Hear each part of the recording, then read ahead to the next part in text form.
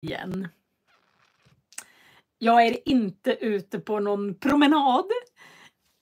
Det har varit varmt hela veckan. Igår kunde jag sitta ute i solen, men idag regnar det. Idag är det den 16 juni. 16 juni.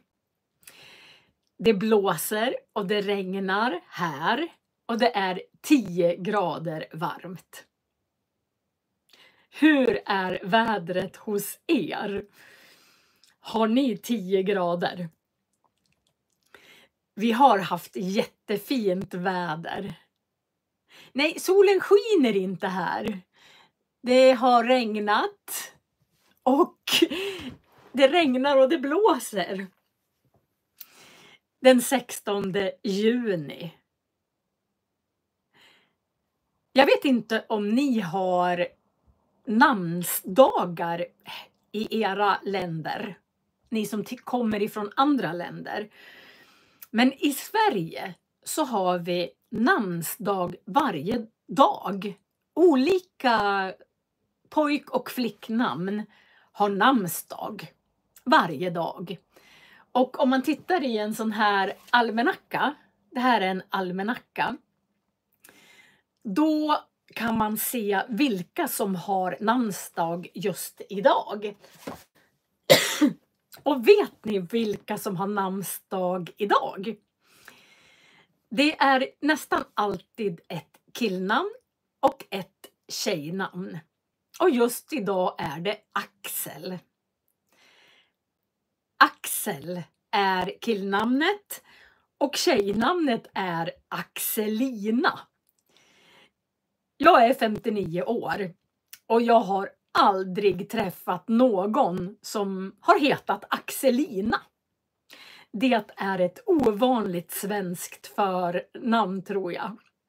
Hej alla och välkomna till idag.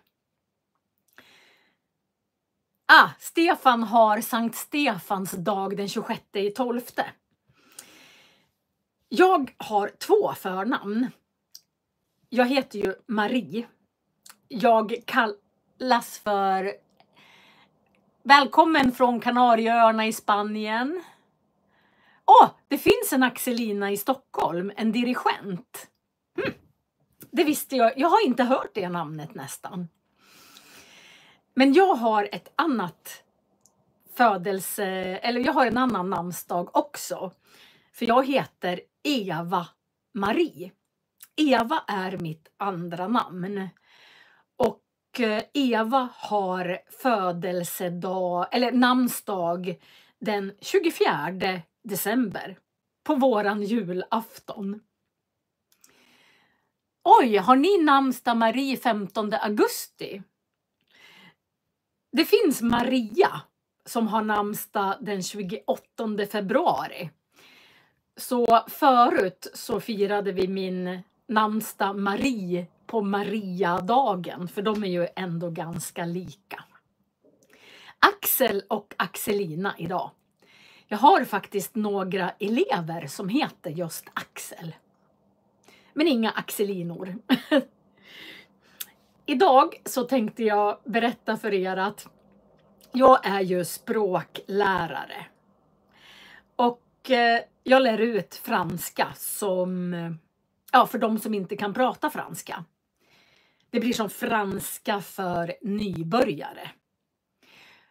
Och ibland kan jag tycka att det är konstigt att det är så svårt att lära sig ett nytt språk. Varför är det så jobbigt att lära sig ett nytt språk?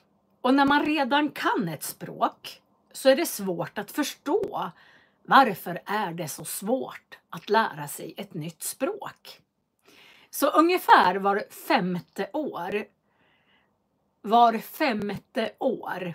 Man säger vartannat år, var 3:e år, var 4:e år, var 5:e år, var 6:e år. Där är det så var 5:e år så brukar jag Ja, vad roligt. Ni ska öva franska nästa vecka. Ni ska på semester. Barbara ska på semester i Elsass. Men ungefär var 5:e år så brukar jag börja med ett språk som jag inte kan. Bara för att jag ska få ödmjukhet. Det är så lätt att tro att det är lätt att lära sig ett nytt språk när man kan ett språk. Men om man börjar med ett helt nytt språk, då får man ödmjukhet. Hur svårt det faktiskt kan vara att lära sig ett nytt språk. Så här har jag tittade på Netflix och sen tänkte jag så här. Jag ska försöka lära mig italienska på 5 år. Jag har 5 år på mig att lära mig italienska. Jag ska berätta varför. Och då började jag faktiskt att titta på en serie på Netflix som var italiensk. Det handlar om en advokat. Marcus håller på att förbättra sin svenska. Ja, det är bra att träna språk. Men här skrev jag ner de första 15 minuterna i den Netflix-serien. Och det första var är? Dove. Var är? Dove il bagno. Var är toaletten? Och jag tänkte att jag kommer lära mig italienska genom att titta på en italiensk serie och lära mig alla orden. Och det är jättemånga konstiga ord som är med. Men jag tänkte att jag lär mig alla ord i den här serien. Om jag tittar på 10 avsnitt som är 45 minuter långa, då kommer jag ju ha lärt mig kanske 5000 ord innan jag är klar med serien. Vad tror ni om den idén? Så jag tittar på italienska med italiensk undertext. Och sen så googlar jag översättningen. Och när jag har googlat översättningen så skriver jag upp den. Det här var igår. Och 15 minuter, det kommer ta lite tid för mig att titta på den serien. Jag fick frågan hur många språk jag kan. Ja, svenska. Engelska. Man brukar säga, alltså jag kan ungefär 70 000 ord på svenska, 70 000 ord på franska och 70 000 ord på engelska. Så just engelska och franska kan jag ju nästan lika bra som svenska. Sen förstår jag när jag läser spanska.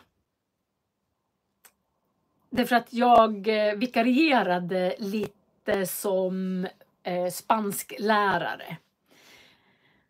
Tyska kan jag också faktiskt ganska mycket utav. Jag förstår väldigt mycket när man pratar och när man läser.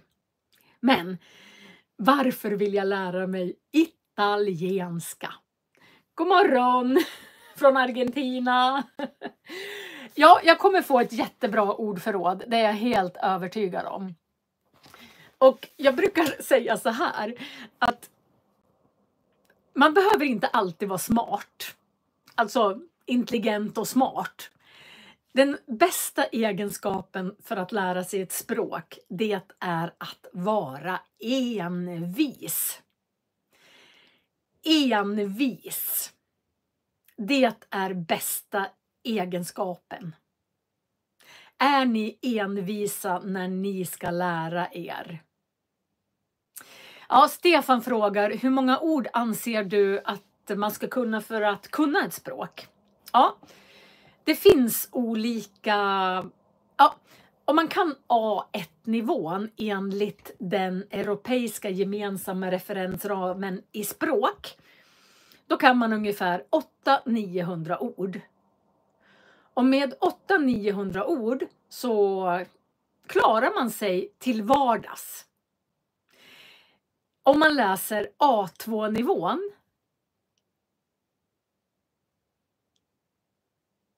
När man läser i A2-nivån, då lär man sig ungefär 1 500 ord till. Så om man kan A1 och A2, då klarar man sig. Ja, jag kan spanska faktiskt bättre än italienska. Men för att man ska kunna läsa en bok, då kanske man måste kunna uppåt 15 000 ord. För att kunna läsa en tidning eller läromedel, alltså om man ska läsa typ biologi eller sådana med lite specialtermer, då kanske man måste kunna uppåt 30 000 ord. Så 2000 ord för att klara sig vardagligt.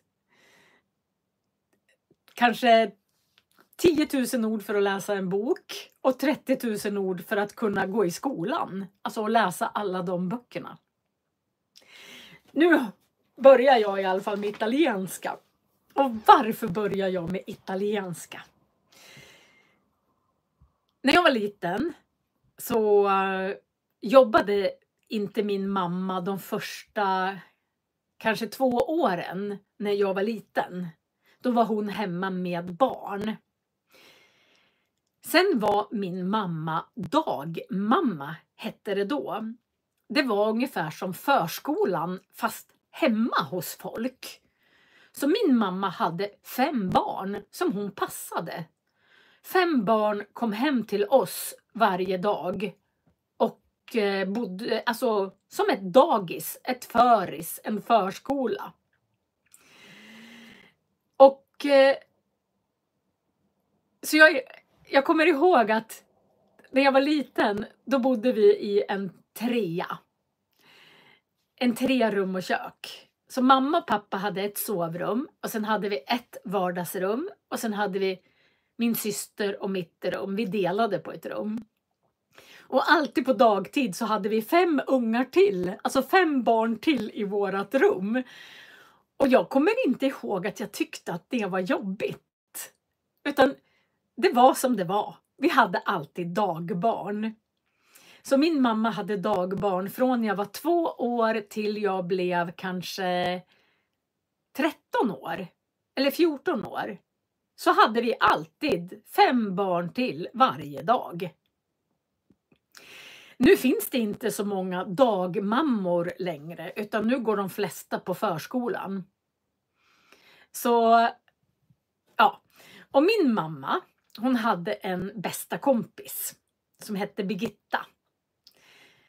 Och Birgitta, hon...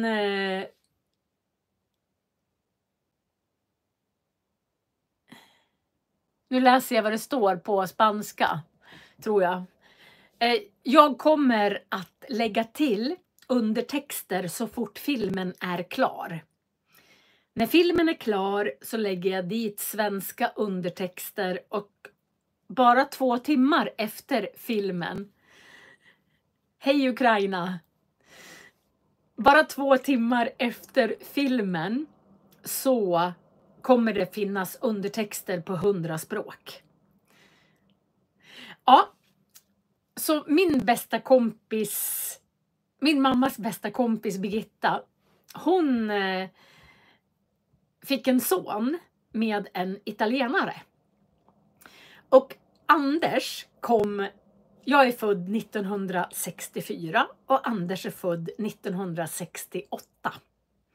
Och Anders, han bodde hos oss från han bara var kanske 3 månader. Ända tills han blev 7-8 år. Så Anders blev som min halvbror. Jag kallar honom fortfarande för brorsan. Han växte upp med oss. Och sen så umgicks ju hans mamma och min mamma väldigt mycket. Och mitt första minne...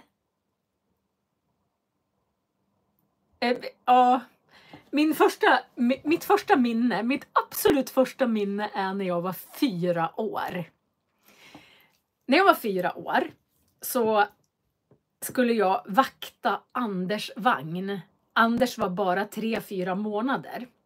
Så mamma skulle bara springa upp 2 våningar och hämta någonting. Och så lämnade hon mig nere vid farstudörren där nere. Då bodde vi i ett hyreshus. Och så sa hon, håll i vagnen och du får inte gå någonstans. Direkt mamma hade gått upp för trappen, då tog jag vagnen. Jag var ju liten så jag var tvungen att hålla så här. Och så gick jag iväg. Och så var det en liten backe.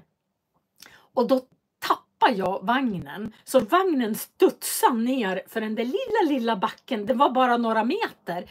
Men vagnen studsade på en sten. Så vagnen välte. Och Anders, som bara var 3 månader, ramlade ur vagnen i en vattenpöl. Ja, jag vet. Man ska inte säga till barn att de inte ska göra någonting. Då blir det tvärtom. Så mitt absolut tidigaste minne är att jag tappar Anders vagn och Anders ramlar ur vagnen.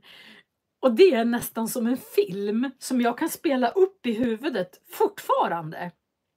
Efter så lång tid. Anders blev som... Han skadade sig inte. Det gick jättebra. Jag skrek så det hördes över hela Köping, tror jag. Mamma var arg på mig för att jag hade gått iväg. Men Anders blev som min halvbror. Och Anders hade aldrig träffat sin pappa. Så när han var 17 år, då åkte han till Italien och träffade sin pappa. Och sen började han åka till Italien. Och sen träffade han sin nuvarande fru. Och de gifte sig. Och jag åkte ner till Rom och var vittne på deras bröllop. Det var lite roligt för att i Sverige när någon gifter sig, då håller man tal. Då klinkar man så här, kling, kling, kling, i ett glas. Och så reser man sig upp och så håller man ett tal.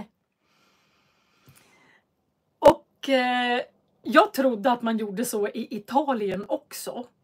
Och så visste jag att många som var på bröllopet kunde inte engelska. Så jag kunde inte hålla talet på engelska. Utan jag hade en kompis som hjälpte mig att översätta en hel sån här sida. Jag skrev på svenska en hel sida med tal. Och så översatte hon det till italienska.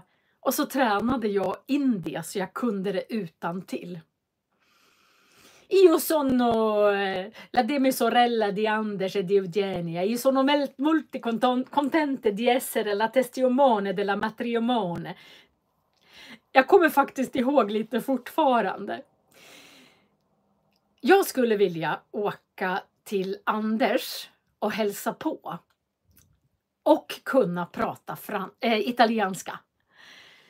Och jag skulle vilja bo i Italien när jag blir pensionär. Då skulle jag vilja bo i Italien några månader. Och då har jag 5 år på mig att lära mig italienska. Så om 5 år, då ska jag kunna 20 000 ord på italienska, hoppas jag. Jag ska plugga jättemycket i sommar. Är det någon som kommer från Italien här eller kan prata italienska? Då kanske jag får komma in på era kanaler och lära mig italienska hos er. Jag brukar ju ha ett tips. Varje söndag brukar jag ha ett tips.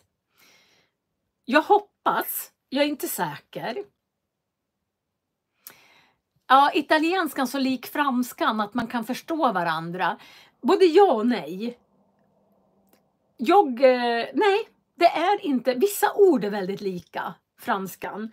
Som alors säger man på franska och allora säger man på italienska. Men det är så otroligt mycket som inte är likt. Till exempel i den här filmen så var det nyckeln har försvunnit. La chiare si è persa. Alltså det finns inte ett enda ord som är lik franskan där. Vissa ord är lika, men vissa är inte lika alls. Men jag tänkte ge er ett tips idag.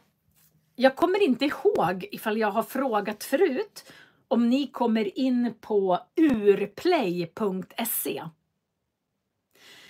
UR står för Utbildningsradion. UR. Och urplay.se. Den kanalen använder väldigt många lärare. Jag har länkat till den i beskrivningen. Men om vi tittar här, nu ska du få se. Jag kan visa vädret först. Ja, jag har en björk utanför mitt fönster. Eller 3 björkar är det.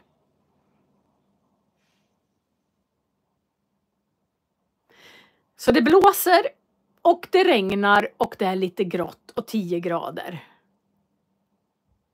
Här har vi, nu ska vi se.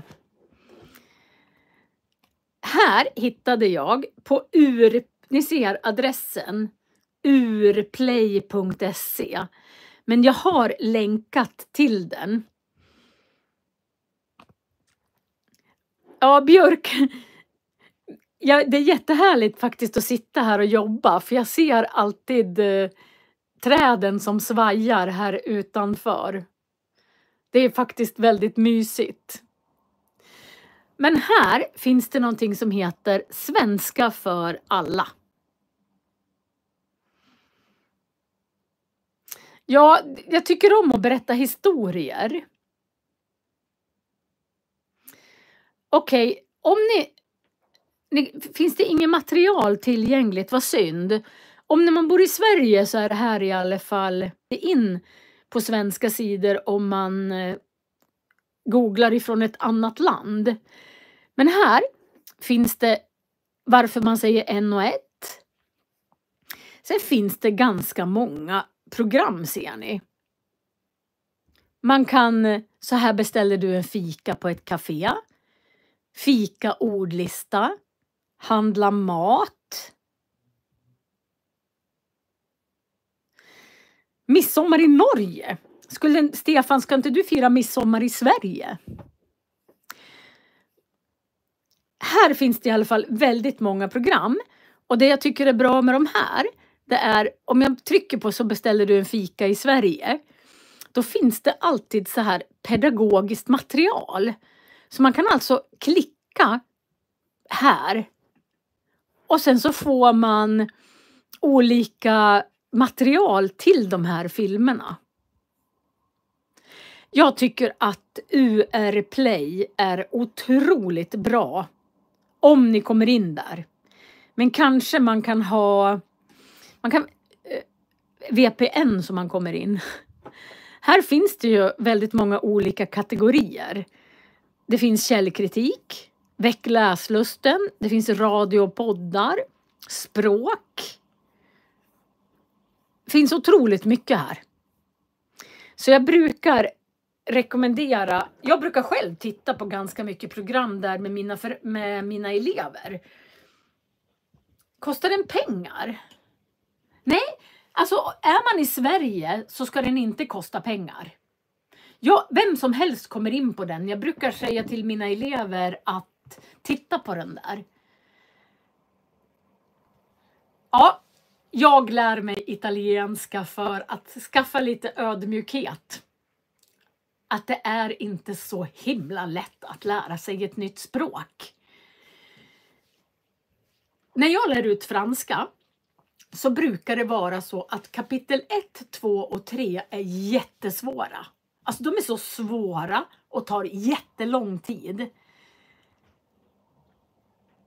Och vill jag ta språklektioner när du är i Sverige? Alltså när man är i Sverige och på besök.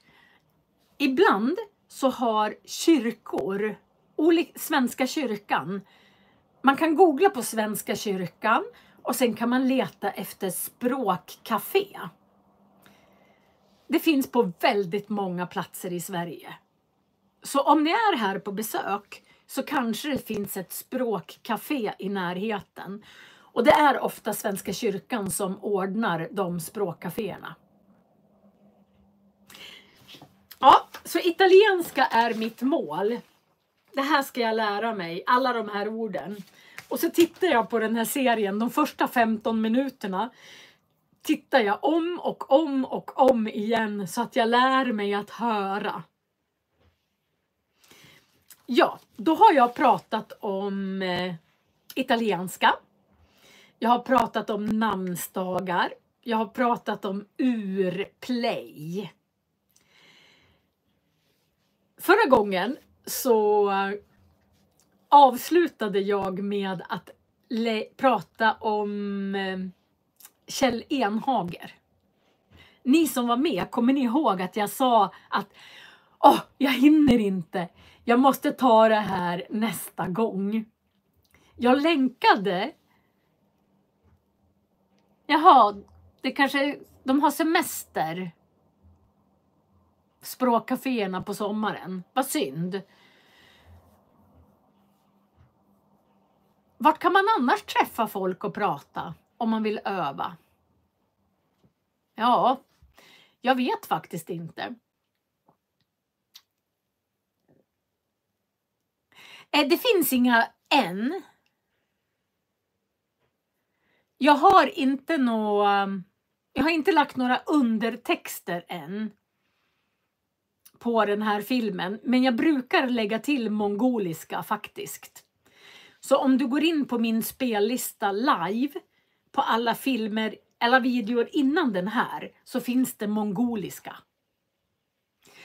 Men det tar 2 timmar till innan det finns undertexter på alla språk. Jag måste liksom lägga till varje språk för sig.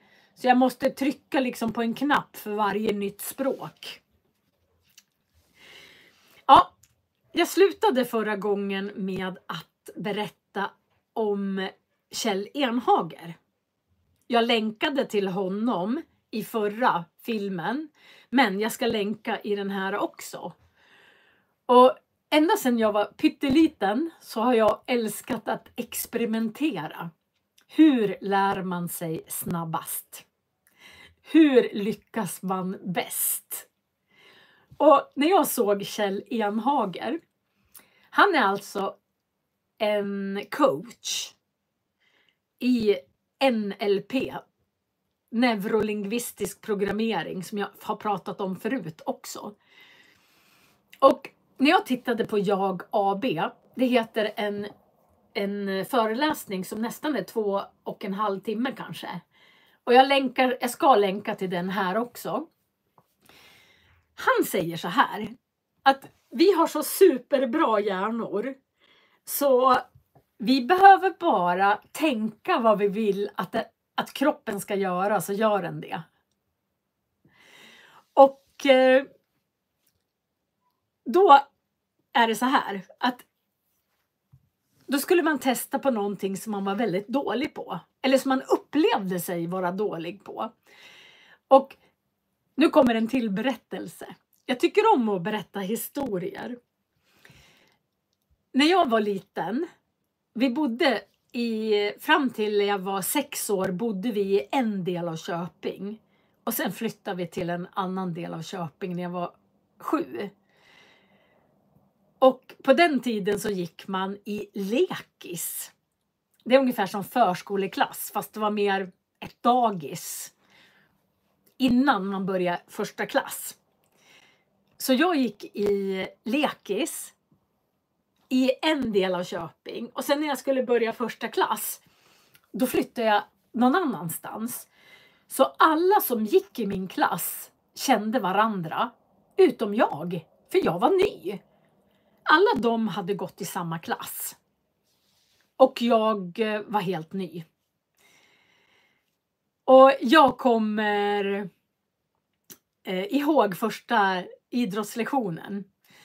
Därför att på första idrottslektionen då sa de så här: du och du väljer lag. Nu ska vi se, jag har kommit från semester i Italien. Ja, man kan lära sig. Man kan lära sig språk ända tills man dör. Man kan säkert lära sig ett nytt språk när man är 110 år. Det tror jag. Men när vi hade vår första idrottslektion, då sa de att du och du får välja. Och då valde ju alla sina kompisar. Så jag blev vald sist. Eftersom jag var helt ny i klassen och ingen kände mig. Men när man är 7 år så kan man inte förstå att man blir vald sist bara för... Alltså att jag blev vald sist för att ingen kände mig.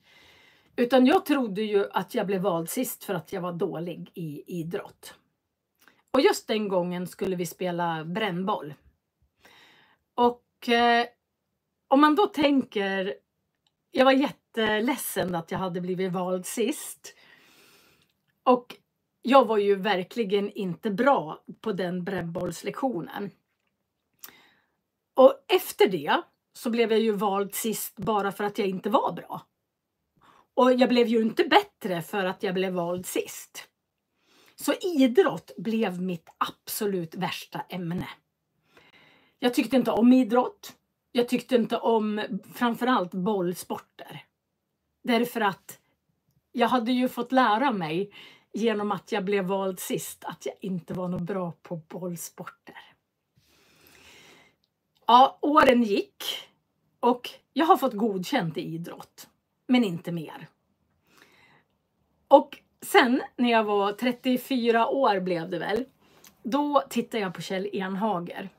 Och då säger han så här. Jag lyssnade även på Tony Robbins, han kommer från USA. Och de säger så här att man kan bestämma sig att man är dålig på någonting. Och så fixar hjärnan det. Kjell Enhager, i den föreläsningen så heter den Jag AB. AB står för aktiebolag. Och han säger att man är som ett aktiebolag. Allting man beställer, det får man. Och jag beställde att jag var dålig på bollsporter. Och på väldigt många fester så ska man spela, man ska spela krocket och man ska spela fotboll och man ska spela brännboll. Och ända fram till jag blev 34 år så har jag alltid diskat istället. Eller sagt att men jag kan plocka undan. Gå och spela ni. Gör det där ni. Så diskar jag istället. Men när jag blev 34 år och tittade på Kjell Enhager så tänkte jag så här. Men gud, tänk om inte jag är dålig på bollsporter. Tänk om jag bara har bestämt att jag är dålig på bollsporter. Och att jag är dålig för att jag tror att jag är dålig. Så då testade jag en grej. Vi har en stor idrottshall här i Duved. Och det var, när min son var liten så var det öppet hus där. Och då gick vi ofta ner där. Och så tänkte jag så här. Nu ska jag testa om jag verkligen är dålig på bollsporter. Så jag gick lite kaxig så här fram till en man som stod med en basketboll.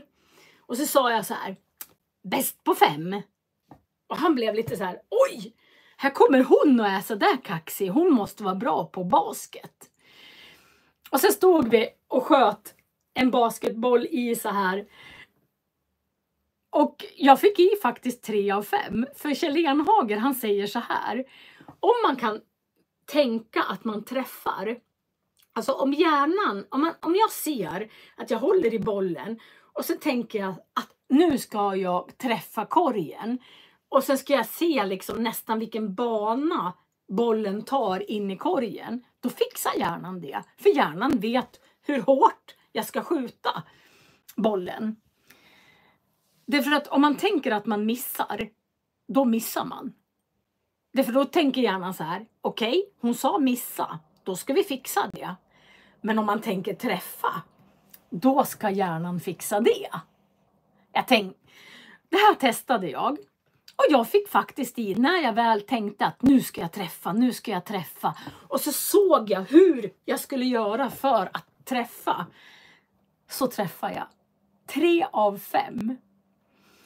Det som var lite roligt, det var att när det hade gått en liten stund så kom en annan. Ja, alltså är det samma sak? Alltså jag tror att man bestämmer sig för att man inte kan saker. Och sen kan man det inte för man har bestämt sig för att man inte kan det. Sen kan det ju finnas, alltså just det här med sjunga. Vissa kanske har bättre röst än andra. Men man kanske kan öva upp rösten. Ja, så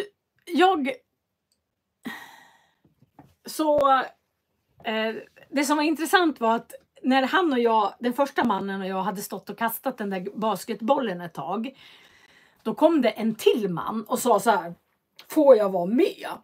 Och han var mycket stöddigare, kaxigare, mer självförtroende. Och den här första mannen, då såg jag att hans självförtroende, det bara föll ihop som en liten pöl på golvet. Och så missade han. Han träffade bara 1 av 5. För han blev nervös och kände att han var tvungen att prestera. Jag har aldrig tänkt så mycket att jag ska träffa någonting i hela mitt liv som den gången. Så jag fokuserade och så kastade jag min boll hela tiden. Och jag vann. Jag fick i 4 utav 5. Och så frågar den här mannen mig: men vad du är duktig på basket. Har du spelat professionellt? Och jag skrattade och sa: jajamän, det har jag. Så han tror fortfarande att jag har spelat basket professionellt. Jag kanske bara hade spelat basket 5 gånger i hela mitt liv när jag gjorde mitt experiment. Och det här är ju väldigt intressant. Därför att om man bestämmer sig att man är riktigt dålig på någonting, så kanske man blir riktigt dålig på just den saken. Tänk om alla ni där ute bestämmer er för, man kan välja den saken som man tycker att man är absolut sämst på. Och sen kan ni kolla ifall det funkar att man ändrar sig liksom, och tänker att det här ska jag klara. Man tänker inte missa, man tänker träffa. Man tänker inte det här är svårt. Man tänker att det här ska jag lära mig. Så att man tar bort de här negativa orden. Jag är ju lärare. Och ibland säger jag så här: alltså jag är ju inte lärare. Nej, man ska inte vara dålig att läsa mellan raderna. Viktor, du kan läsa mellan raderna. Jag lovar dig. Jag brukar säga att jag inte är lärare, utan jag är blockeringsborttagare. Alltså, man ger sig själv blockeringar. Man tror att man är dålig på saker. Och så blockerar man så här: det där kommer inte jag kunna. Och så kan man det inte. Så när jag får elever så brukar jag fråga dem: vad upplever ni att ni tycker att ni är sämst på? Och sen säger de: ja, jag är sämst på engelska, jag är sämst på matte, jag är sämst på svenska. Och sen så får de börja tänka om. Och här har jag världens bästa exempel. Jag hade en fordonsklass. Alltså en fordonsklass, det är en praktisk linje där man lär sig att reparera bilar och man blir bilmekaniker. Och de tycker att, i alla fall i den klassen så tyckte de att de praktiska ämnena, nej, är det inte så att om en lärare säger att man är dålig i ett ämne så är det så. Det tror jag kanske inte på. Där har jag också, jag ska skriva upp det, se ifall jag hinner ta den historien. Men den här fordonsklassen, när jag hade ju svenska så de måste ju läsa böcker. Och då sa jag så här till dem, idag ska vi läsa. Och då säger hela klassen bara, åh nej, jag vill inte. Jag har inte läst en bok i hela mitt liv, jag hatar att läsa. Så i 8 veckor så sa jag så här, då använde jag min andra röst. Och så sa jag så här, vet ni att idag ska ni få läsa, men inte riktigt än. Snart ska ni få läsa. Och när ni läser, då vill jag att ni lägger er på bänkarna. Ni kan få ligga på golvet. Ni ska ligga så skönt eller sitta så skönt som möjligt. Och sen ska ni läsa. Och till slut, med min röst och när de väl hade börjat läsa så var det första de frågade efter 3-4 veckor. Får vi läsa idag? Ja, sa jag, men inte riktigt än. Vi läser i slutet. Ja, jag ska ta... vi läser i slutet. Och då bara, åh nej, vi kan väl få läsa hela lektionen. Så just det här, jag fick en fråga om min andra röst. Så här pratar jag ju vanligtvis. Men om jag vill att någon ska göra någonting, då kanske jag gör så här och berättar det. Ungefär som när man berättar en historia. Att man försöker få lite mera glädje i rösten.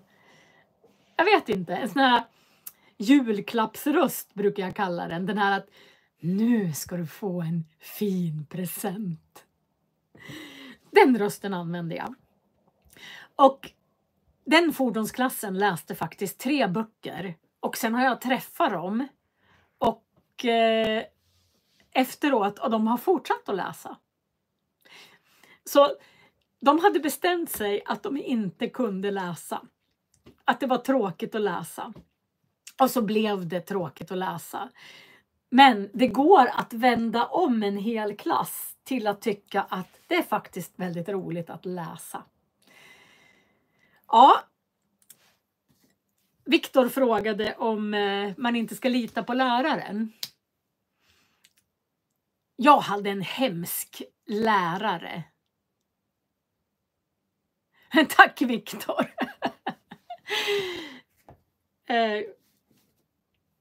Jag hade en jättehemsk lärare när jag läste till svensklärare. Jag ska inte säga vad hon heter. Hon är död. Hon var gammal 1985 då jag läste svenska. Men när jag lämnade in min absolut första uppsats till henne på högskolan, då sa hon så här inför hela klassen. Marie, är du invandrare? Och jag bara, nej, sa jag är inte invandrare. Jaha, sa hon, det verkar som att du flyttade till Sverige när du var 12 år för du har så dåligt språk.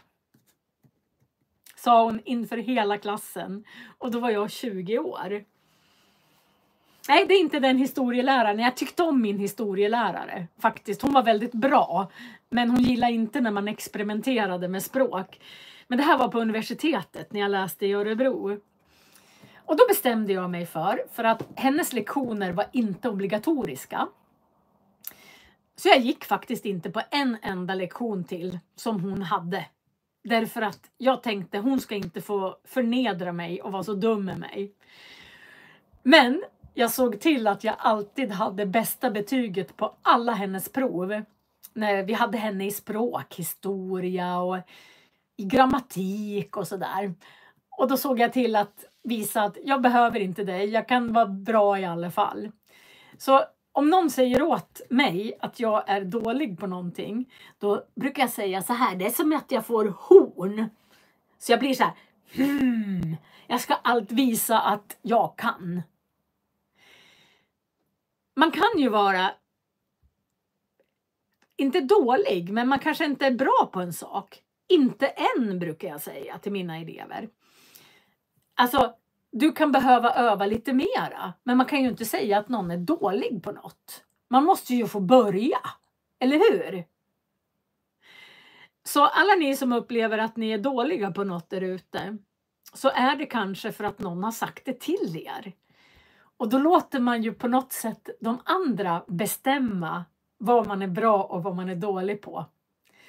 Så jag tycker att ni ska ta en funderare och tänka att är jag dålig på det här? Eller är jag dålig på det här för att någon annan har sagt att jag är det och då har jag trott på det? Jag bestämde mig för att jag inte var dålig på svenska. Jag är en ganska bra svensklärare och jag skriver jättemycket och ingen någonsin efter det har sagt att jag är dålig på svenska. Så upp till kamp med er där ute. Allt som folk säger åt er att ni är dåliga på, det tror inte jag på. Utan jag tror att ni kan. För era hjärnor är helt fantastiska. Ja, vad tycker ni om det? Tror ni på det eller inte?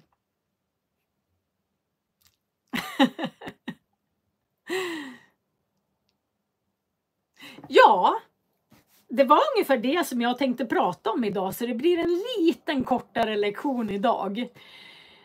Jag kommer länka till Kjell Enhager här nere igen. Jag har länkat till Urplay. Och sen tycker jag att ni kan göra liksom jag. Att, alltså på Netflix, hitta en svensk eller vilken streamingtjänst eller på YouTube eller vart som helst. Försök att hitta en serie som ni tittar på. Och sen så har ni svensk undertext. Och så googlar ni. Och sen så skriver ni upp alla orden som ni inte kan. Och sen lär ni er och lyssnar om och om och om och om och om och om igen. Jag har gjort nästan 600 filmer. Så om ni inte hittar några bra grejer på någon streamingtjänst så kan ni gå in och titta på alla mina live och så lär ni er alla ord. Då kommer ni ha säkert 8000 ord i ert ordförråd. Jag gör ju också ljudböcker. Så om ni tittar i beskrivningen så har jag länkat till mina ljudböcker. Den senaste boken som jag läste in var Tummelisa. Det är H.C. Andersen, en sagoberättare från Danmark som har skrivit den sagan. Och sen är det Elsa Beskow som har illustrerat den. Och jag räknade ut att lär ni er hela den sagan så lär ni er minst 800-900 ord. Daumelinchen. Ja, tummeliten. Det här är en tumme. Så stor var hon. Så gå in och titta på mina ljudböcker också. Där finns det väldigt många lite äldre ord också. Lite annorlunda ord. Och jag har gjort ordlistor till böckerna. Men i den sista boken så skulle filmen bli så lång om alla orden var med. Så då länkar jag till filmen med ordlistan i beskrivningen istället. Så får man titta om man vill. Så kan man skriva upp alla orden. Ja, nu har det gått nästan 50 minuter. Jag har inte hunnit dricka mitt te. Idag hade jag inte kaffe. Idag hade jag te. Ni får gärna skriva i beskrivningen. Ja, man måste tro på sig själv. Då kommer allt blir möjligt. Ja, det är så jag gör när jag ser en svensk serie eller film. Massor av anteckningar. Alltså ni är ju fantastiska. Ni gör ju redan precis så som jag gör när jag ska lära mig italienska. Fantastiskt. Jag är stolt över er. Och om någon säger att ni är dåliga på någonting, bara nej. Det där tror vi inte på.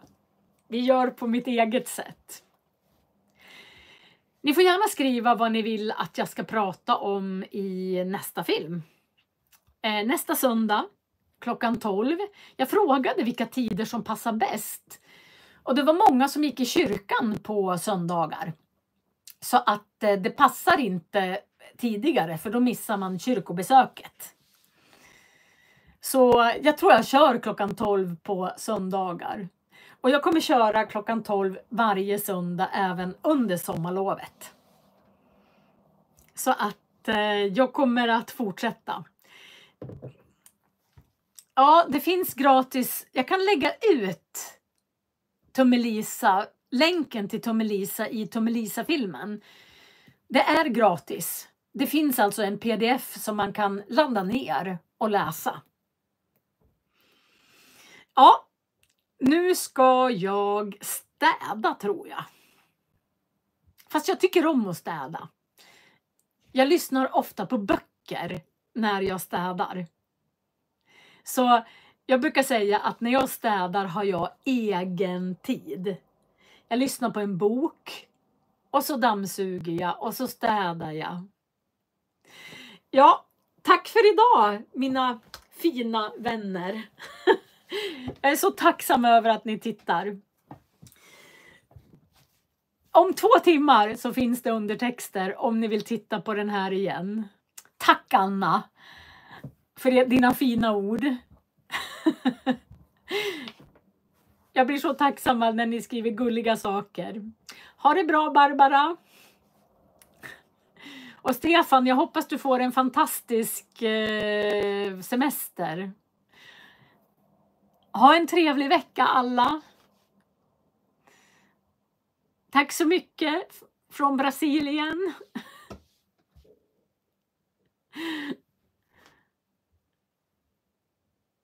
Ja, ni skickar hjärtan och ni är så gulliga.